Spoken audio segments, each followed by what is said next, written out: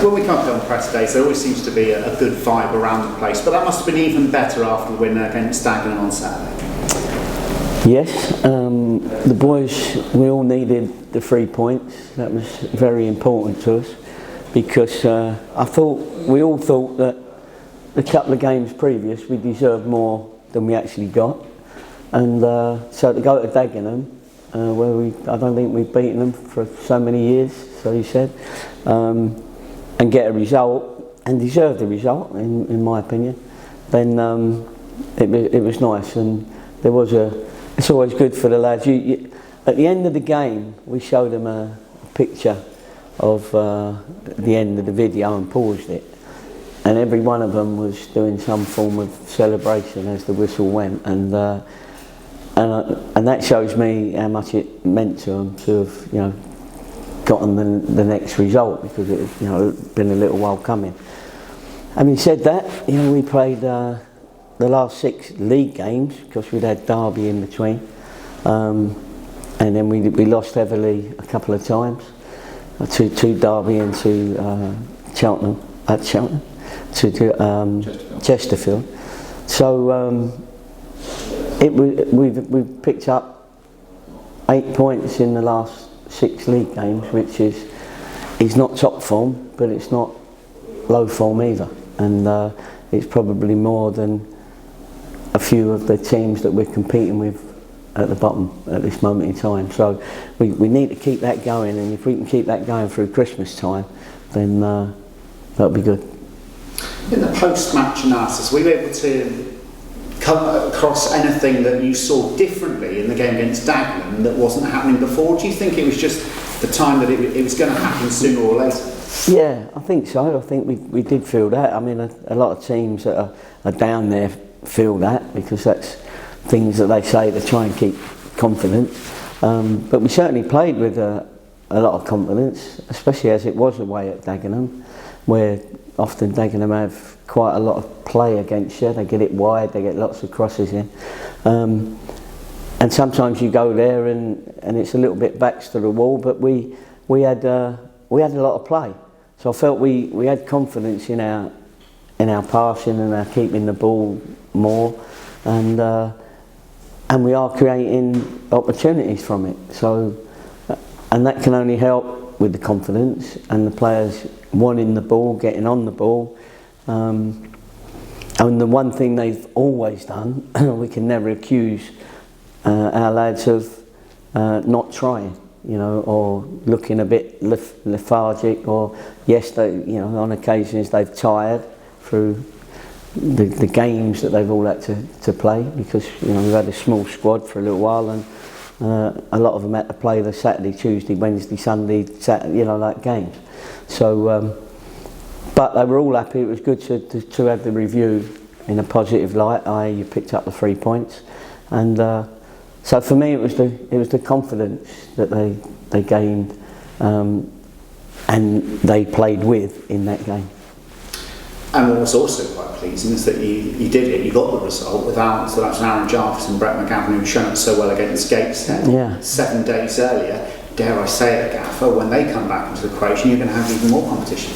Yeah, well, it's not nice telling people they're not playing, but it's always nice to know we've got a bigger squad that you can choose from, and it really does create that competition. Does make people play 5%, 10% better, because they don't want to be out of the team, and the way our bonus system works, the boys have to be in the team, and if they are, they're rewarded, and we win, and if they're not, then obviously they need to fight to build up their wage as well as their thoughts about playing in the first team, because everybody wants to play in the first team.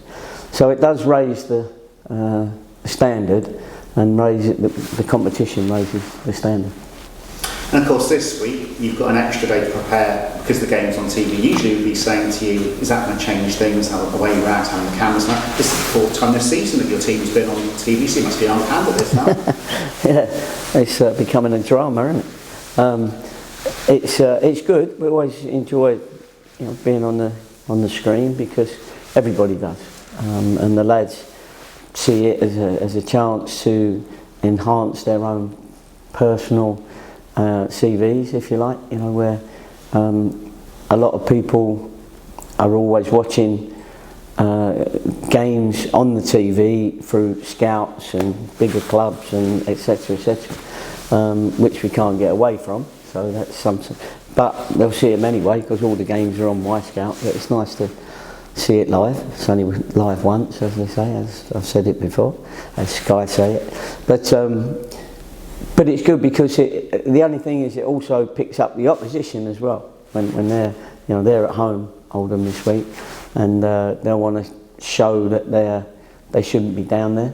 And we'll want to show that as well. So it will make for good TV, I should think, that both teams need and want to win the game. It does have all the ingredients of that proverbial 6-pointer. Obviously, when Oldham came down at the start of the season, we saying it was the first ex-Premier League club to come into this division. The fact that actually that they are down near the foot of the table just gives even more evidence of the strength of the Vanarama National League at the moment. It does. There's a lot of evidence in that, with the teams that got promoted doing okay. Watching Stockport play Charlton last night, that was, they looked a classy group of people, group of players, and there is definitely a quality in the National League that's strong now. People have gone for it. I think this year probably 10, 12 teams have actually gone for it financially to try and get promoted, and that creates big competition.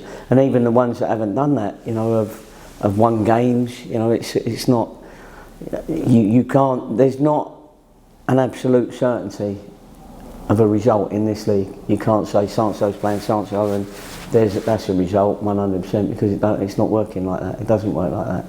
And people have to respect us, they have to respect Scunthorpe, they have to respect Oldham, Gateshead, they're the ones that are in there at the minute. Maidstone are hovering, Yeovil, everyone's getting a bit of a result. But you have to stick 2 or 3 results together. That's what you have to do. And the team that does that will find themselves out of trouble and looking at the teams above them. What do you expect from Oldham? Oldham on paper have got a very experienced, strong team, we think. It's a big squad. I don't know how many they've got injured. We'll have to wait and see on the day, or if any of them are suspended. But they won't take us lightly, and we can't take them lightly. So I'm sort of looking forward to it, because it was, you have a bit of a feeling for a certain place. And I had a big feeling for him, of course, when Lee was manager. That was his first managerial job, and he enjoyed it there, and he didn't particularly want to leave, but Barnsley came in for him, and I think they got money for him. So sometimes you don't have a choice, and you do have a choice, but it was a higher club, and so I've got a bit of an affinity with the place, so I'm looking forward to it. I remember my wife sitting right dead on the halfway line at Oldham when me and Lee first played a game together, Yeovil versus Oldham at Oldham, and if she'd have had a crown on, it'd have been just right, because she'd have looked like the Queen. They have to be on the halfway line and have no favour to this side or this side. So I always remember that picture. Who won? We won there, I think, and they won at our place. So honours even. We well beat them in one game, and I remember my wife saying at the end of the game, I think we won 4-0 or something in one game. And I did tell Lee we'd win 4-0 about 2 days earlier.